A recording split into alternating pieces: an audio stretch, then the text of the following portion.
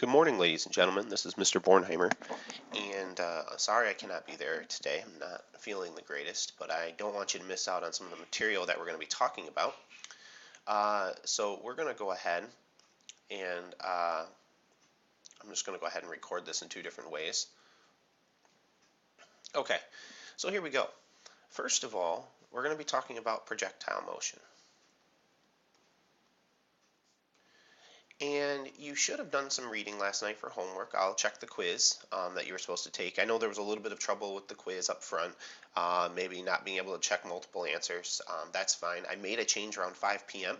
So anyone before 5 p.m., if you were only able to mark one answer, that's fine. Anyone after 5 p.m., however, you're going to have had multiple answers checked in order to receive credit. So for those of you that did it early, bravo.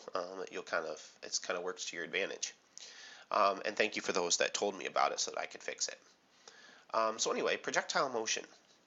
Okay, today we're just going to do a simple projectile motion problem. Not very difficult, and I'm going to give you probably one or two to work on in class for homework. Projectile motion is this idea that objects are moving on a trajectory. So let's say you have an object that is launched, okay, from a cannon, okay, and it's launched all the way and it lands over here. Okay, and it goes boom. Okay, well, there's definitely some different characteristics that go on with projectile motion. First of all, your object here is moving up. But as it goes up and up and up, notice that it doesn't go up with the same velocity. As it goes up,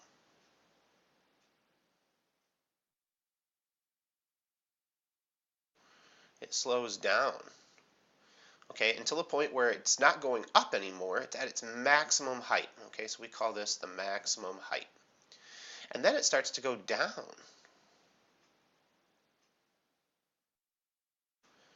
So we see that there's a change in the projectile's velocity going up and down. We call this the vertical direction.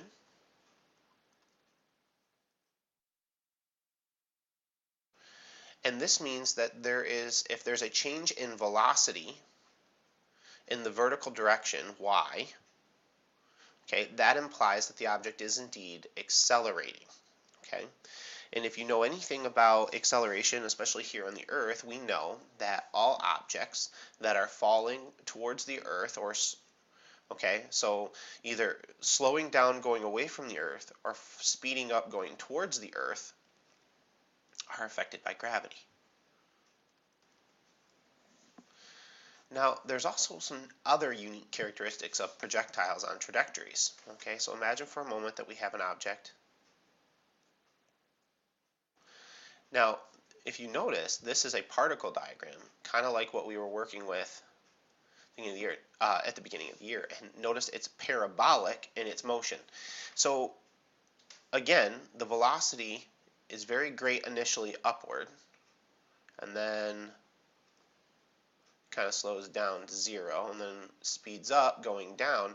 However, there's also a horizontal component, because not only is the object going up and down, if it were just up and down it'd be straight up and straight down, but it's also moving from left to right, so there's also a horizontal component. However, the horizontal component, assuming no air resistance, that's a very important assumption. Assuming no air resistance doesn't change, because there's nothing to act against the object.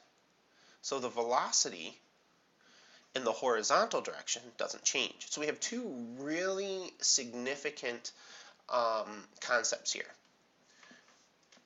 We have really two very independent motions. We have everything in the y direction or vertical direction, and we have everything in the x direction or the horizontal direction.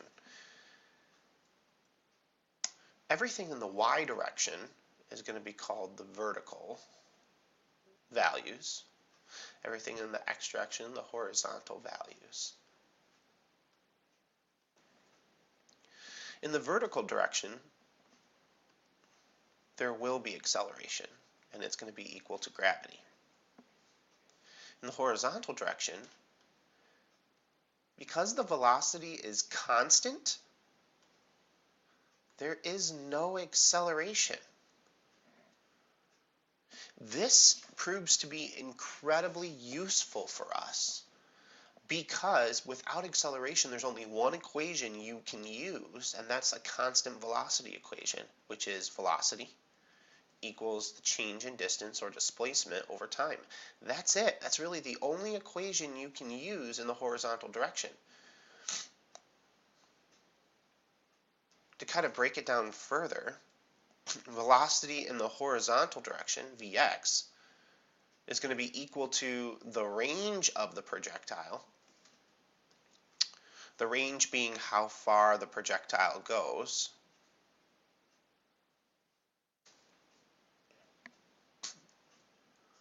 and the time it takes for that projectile to go that distance. So we have a couple things happening here. Objects speeding up or slowing down going up, speeding up coming down. Moving in the horizontal direction, velocity is constant. Alright, so because there are so many different values, because there are vertical and a horizontal, we are going to want to be able to set up two toolkits for every problem. And this is probably the most important concept of the whole chapter. The fact that we're going to have to create toolkits for every problem. So let's give a scenario here. Let's say, and I'm going to set up a toolkit here for this scenario. Let's say that a projectile is launched horizontally off a cliff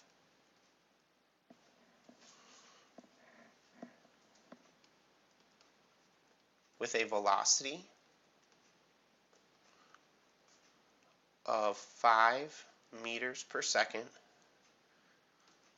at a height of 10.0 meters. Alright, first of all, big important concepts here. It's launched horizontally. Okay, so let's draw a diagram for this. We have an object on a cliff and it's launched horizontally.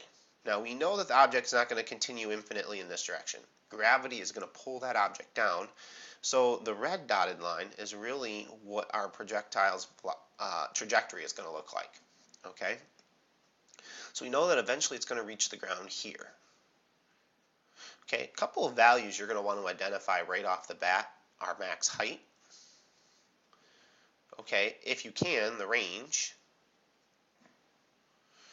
And just looking at those two, those are both values of distance, height being distance, range being distance. Okay, we do know the height. We know the height is 10.0 meters. Okay, and the maximum height is the initial starting height. It won't always be, but for this problem, it is. However, we know nothing about the range. Okay, so what we're going to try to find in this problem is we're going to solve for everything. We want to solve for, let's say, how fast the object was going when it hit the ground. We want to solve for how far the object went, really how far. All right, so how far did it go? Okay. All right, so initially we got to set up a double toolkit. Okay, we got to look at everything in the y direction. We got to look at everything in the x direction. Okay, in the y direction, it's going to be just like our traditional toolkit. Okay, so di, df, vi, vf. It's going to be acceleration and time. Okay, so di, df, vi, vf, acceleration and time. In the x direction, however, remember that because acceleration is 0, there is no changing velocity. There is a changing distance, however. So we're going to have di, df, v is just a constant value. There is no vi or vf. It doesn't change. Acceleration is 0, so we don't include it, and t. So in the y direction, we have 6 different variables.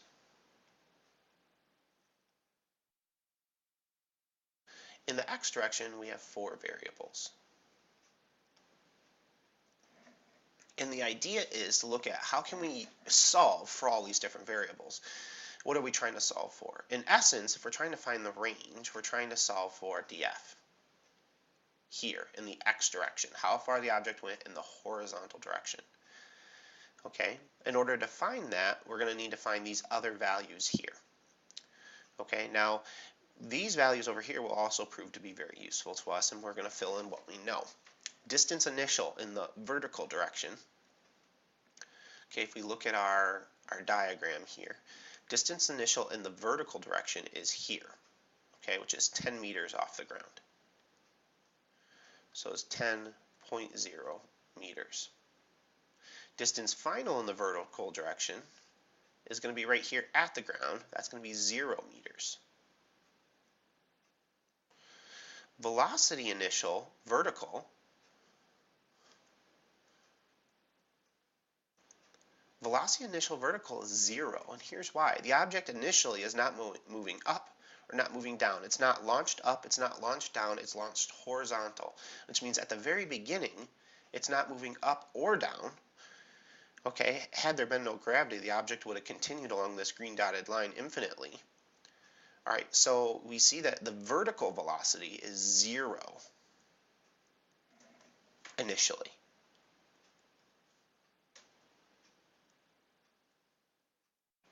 Velocity final, we don't know that. The only acceleration acting on the projectile in the vertical direction is gravity, negative 9.81 meters per second squared, and we know nothing about time. Distance initial in the x direction or horizontal direction.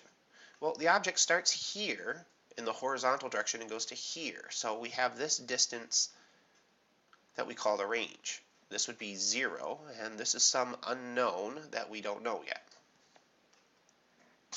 So we can say that it starts at 0 meters. It goes some range. We actually do know the horizontal velocity. It's given in the problem. A project is launched horizontally off a cliff with a velocity of 5 meters per second. So the velocity initial is 5.0 meters per second, but we're not given any time, so we don't know time.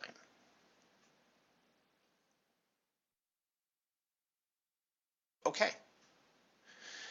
So here's what we have going on.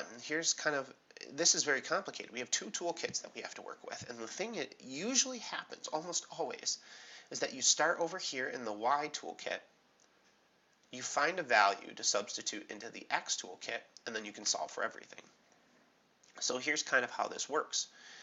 I have 4 variables here, I'm missing 2. I have 2 variables over here, I'm missing 2. This is what I am trying to find, which means I'm going to have to find t. T is something I'm going to have to calculate.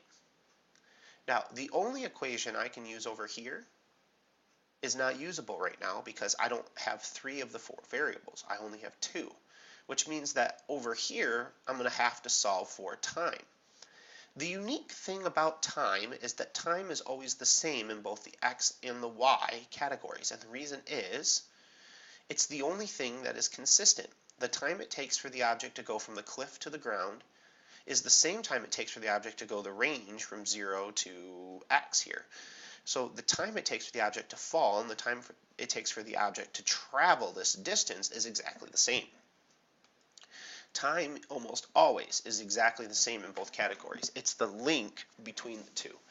So I'm going to probably need to use these 3 values and this acceleration to find time. So what I need to do is I need to think about, okay, what am I given, and is it possible to find time? So I got to look at my equations. Okay, and the equation that pops to mind is the one without VF. Okay, which is dF equals di plus vi t plus 1/2 at squared. Okay, looking at all of these, dF and vi are 0. So really this turns out to be, alright, 0 equals di is 10 meters plus this whole term goes away, so it's just going to be 1/2 times negative 9.81 times t squared. A big word of caution here, Okay, and this is incredibly important. When you are working with equations in projectile motion, you can only work one column at a time. So I cannot mix match these velocities. I cannot mix match the distance initial and distance final. Everything in the vertical direction stays in the vertical direction. So if I'm going to do an equation on the vertical side, everything has to be from the vertical side. I cannot say, oh, well, I know what the distance initial is over here, and the distance initial here is different. Which one do I use? Well, they are both correct. It's just that depending on your perspective, initial being horizontal or vertical, they're going to be different values. So you want to make sure that when you're doing your calculations that you stay on the proper side. All right, the one that I'm working on right now is the vertical side. So I'm only using 10, 0, 0, and negative 9.81. I'm not using anything from this side. So I go back to my equation. Notice 10, 0. I put a 0 in for velocity initial and negative 9.81.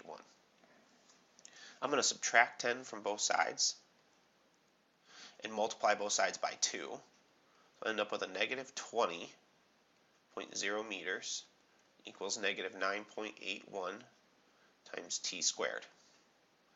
If I divide a negative 20 by a negative 9.8, okay, so negative 20, here, let's clear this.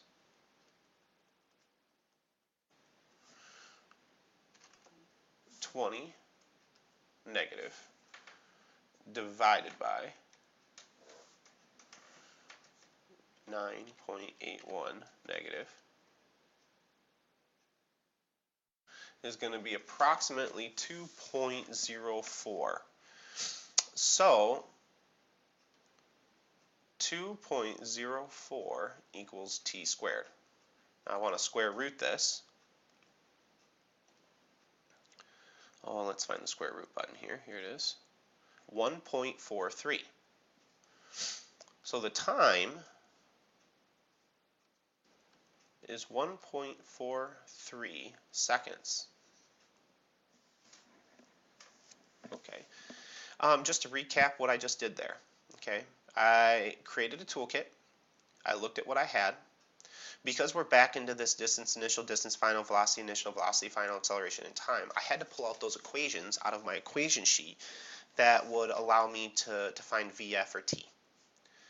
I then, keeping the vertical and horizontal components different, I was able to isolate the fact that I needed to find time, and I found it. Okay, and time was 1.43 seconds. In thinking through our discussion, it takes 1.43 seconds for this projectile to land here. So it takes 1.43 seconds for that projectile to fall to this point, and it takes 1.43 seconds, the same 1.43 seconds that it takes for that object to travel from this 0 to this x. So we can plug in 1.43 into both sides. Let me erase that. 43 seconds, and this is going to equal 1.43 seconds. Now I have 3 of the 4 variables I need over here. So, okay, if I want to find range, okay, I have to look at this equation. Velocity in the x direction equals a change in distance, and change in distance really is df minus di over t. Well, df is the range, so the range, di is 0 over 1.43 seconds equals 5.0 meters per second. If I multiply both sides by 1.43, okay, so I get a calculator out, and I say 5 times 1.43, that's going to give me a range of 7.15 meters. Okay, so that's the end of that practice problem. Here's what I want you to do. I want you to try some of these on your own, okay? Horizontal only. And I want you to think about, okay, first of all, I'm going to give you some simple problems like this. I want you to build toolkits. There will almost always be, okay, 3 variables missing. All right, time being a common one, and then either range or, initial height or whatever. So here's the two problems that I want you to go ahead and make sure you write these down right now. I want you to try these for the rest of the hour. We are just over 20 some minutes into this presentation, so it makes a lot of sense for you guys. You guys will have about half a class period when I'm done writing through these to finish these problems. I would like you to have them done for tomorrow and turn them in. Okay. Make sure you're also doing the reading quizzes online and that you did the homework last night. I'll be checking that today. So thank you. All right. Here's the problems that I want you to go ahead. First problem.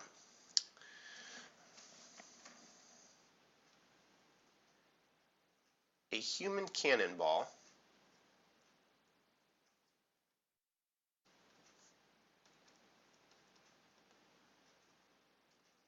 is launched horizontally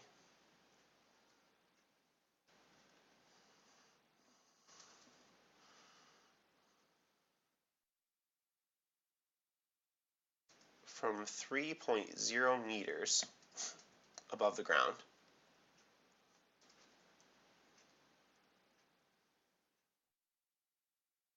and the human cannonball had an initial velocity, okay, so velocity initial, in the y direction. I'll give you a little bit of a cheat here. Excuse me, not the y direction. Mr. Bornheimer's bad. Because it was launched horizontal, initial velocity is in the x direction. The initial velocity is going to be 10 meters per second. So here's what I want you to find. I want you to find T. I want you to find VF. And I want you to find the range of the human cannonball. So how long did it take to fly? What was its final velocity in the y direction? And how far did it go? Okay, these are the three variables I want you to find. Okay, so a human cannonball is launched horizontally from 3 meters above the ground with an initial horizontal velocity of 10 meters per second.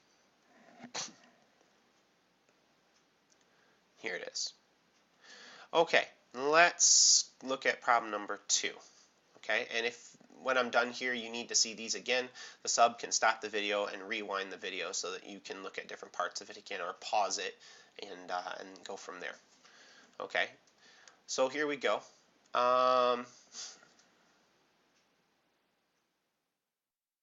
Let's see here. A marble is rolling across a table with a horizontal velocity of 0.50 meters per second.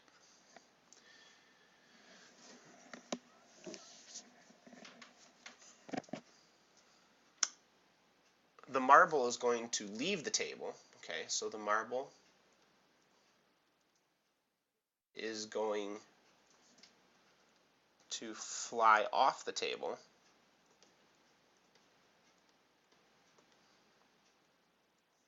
from a height of 1.0 meter.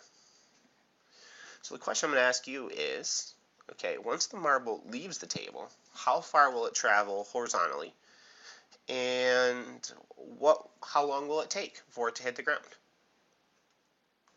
Okay, so first of all, how much time is it going to be need to be in flight? So the marble is going to be on a table and it's traveling across the table, and then it leaves the table's edge and falls and hits the floor. Okay, so I also want you to find the range, which is the distance from here to here, okay, that the marble travels away from the table.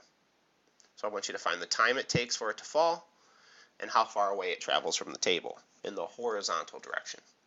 These are the two problems I want you to work on. Okay, if you need to review this video, it'll be on YouTube on my website. You can watch it tonight. School blocks it. So yeah, there you go. If you have any questions, you can either send me a message on Twitter, or you can send me an email or a blog post, and I will do my best to respond. So yeah, thank you for watching, and I hope you all have a wonderful day.